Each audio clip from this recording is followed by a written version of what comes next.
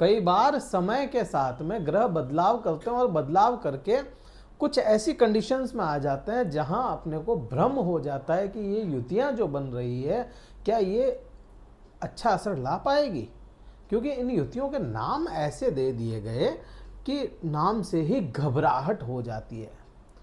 यही भ्रम तोड़ना है अपने को। इस वीडियो में पूरा देखिएगा, समझ में आएगा। नमस्कार मित्रों, मैं भानुप्रकाश शर्मा, एस्ट्रो भानु शर्मा चैनल में आपका हार्दिक अभिनंदन करता हूं। बात मिथुन राशि की करें, मिथुन राशि के लिए 10वां भाव, 10वें भाव में 5 ग्रह एक साथ आकर के बैठ गए।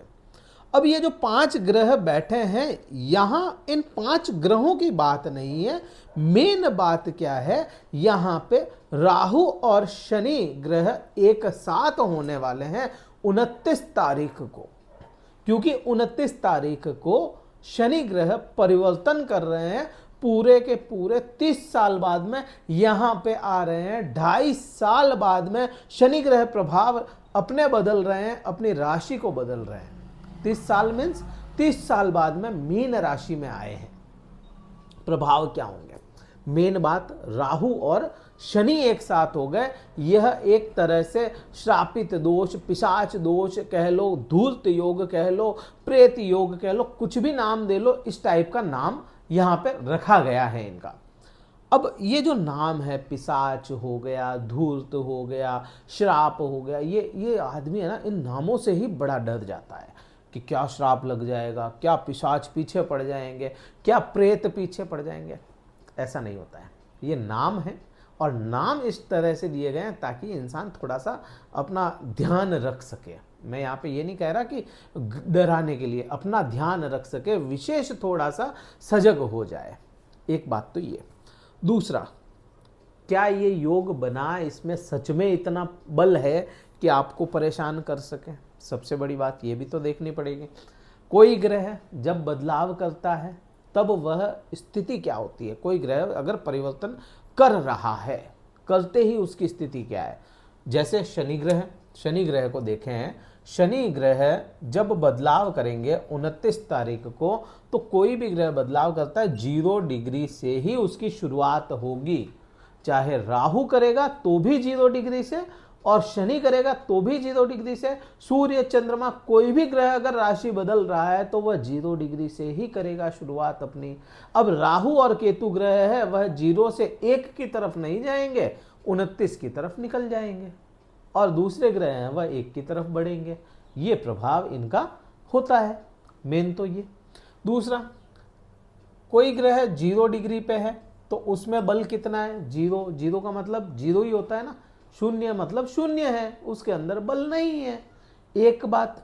फिर राहु के साथ मेन तो बात यही है ना कि भाई राहु और शनि, राहु की कंडीशन देखें 3 डिग्री, 3 डिग्री है, तो इसमें भी बल नहीं है।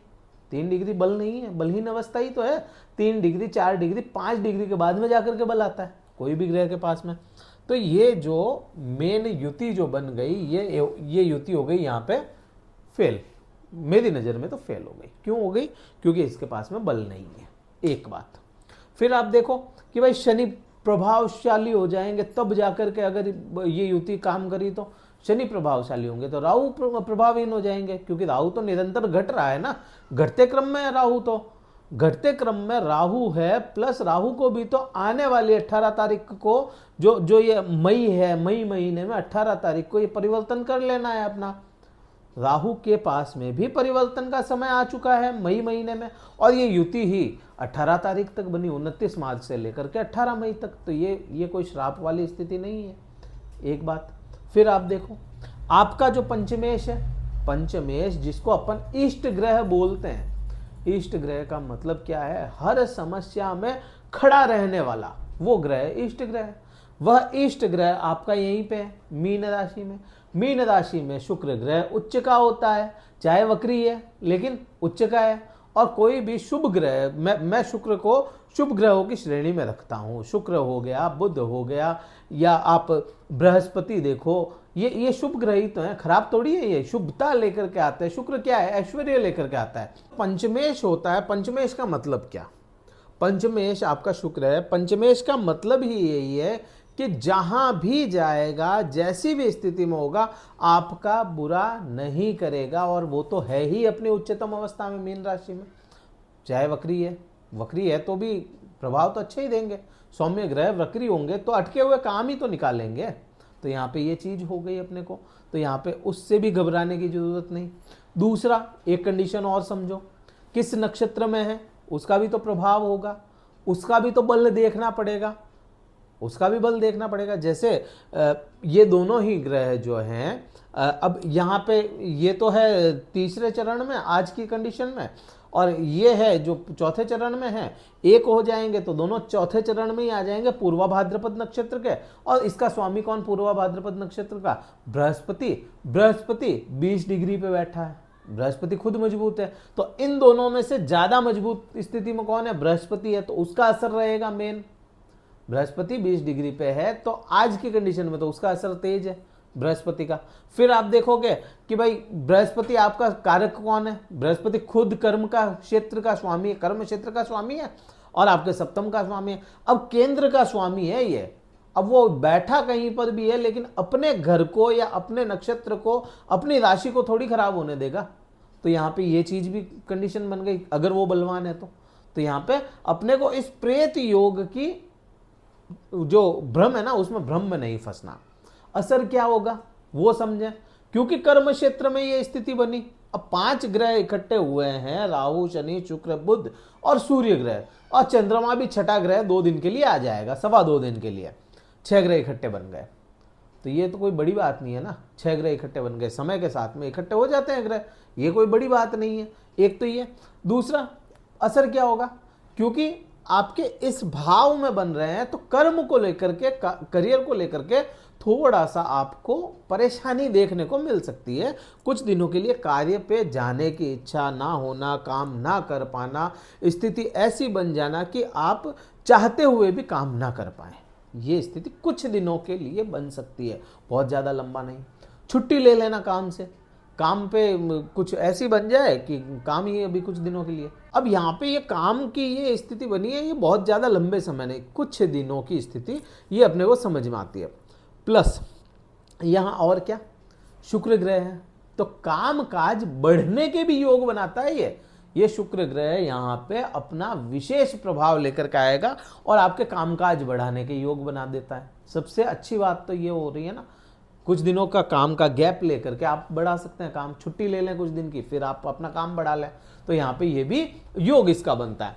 अब यहाँ से राहु की दृष्टि मेन देखेंगे अपन, क्योंकि शनि के पास में फिलहाल बल नहीं है और जब तक बलवान होंगे तब तक राहु कमजोर हो जाएगा, इसलिए पहले राहु की दृष्टि समझो।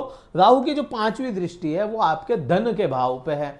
अब अगर यहाँ पे ऐश्वर्य बढ़ रहा है, काम बढ़ रहा है शुक्र की वजह से, राहु की वजह से, तो कहीं ना कहीं आपके धन में भी वृद्धि करवाएगा। सेकंड हाउस में वाणी आपकी थोड़ी सी डिप्लोमेटिक बना सकता है, इधर भी बात कर लूं उधर भी कर लूं और दोनों को खुश करके अपना काम निकाल लूं, ऐसा यहाँ पे ये राहु करेगा, वाणी में ऐश्वर्य लेकर के आएगा। तो गलत यहाँ पे भी प्रभाव नहीं है। हाँ, भौतिक सुखों की भूख बढ़ाने के काम करेगा ये समय, भौतिक सुखों की भूख बढ़नी है। अब वो भूख बढ़ जरूर सकती है, लेकिन वो भूख शांत शायद इस समय में ना हो पाए। सबसे बड़ी बात यही यहाँ पे खराब स्थिति अपने को दिख रही है, क्योंकि यहाँ पे केतु बैठा है और केतु के पास में बृहस्पति का बल हो जाता है। अब यहाँ से 9वीं दृष्टि देखो, जॉब पे किसी प्रकार का बड़ा खतरा अपने को नहीं लगता यहाँ पे, एक बात। दूसरा, यहाँ पे मिथुन राशि वाले जातकों के लिए सेवा, जो सेवा का कार्य है ना, वो यहीं से देखा जाता है। निस्वार्थ सेवा की जाए, पक्षियों की सेवा की जाए अगर, तो यहाँ पे ये ना राहु बुरा असर लाएगा ना केतु बुरा असर लाएगा, कोई भी ग्रह बुरा असर नहीं लाएगा। प्लस रोग की जो समस्याएं हैं, ऋण की जो समस्याएं हैं या शत्रुओं की जो समस्याएं हैं, वो भी अभी मुझे नहीं लगती इस समय में। तो कम से कम रोग, ऋण और शत्रु आपको इतना परेशान नहीं कर पाएंगे जितना पहले कर रहे थे।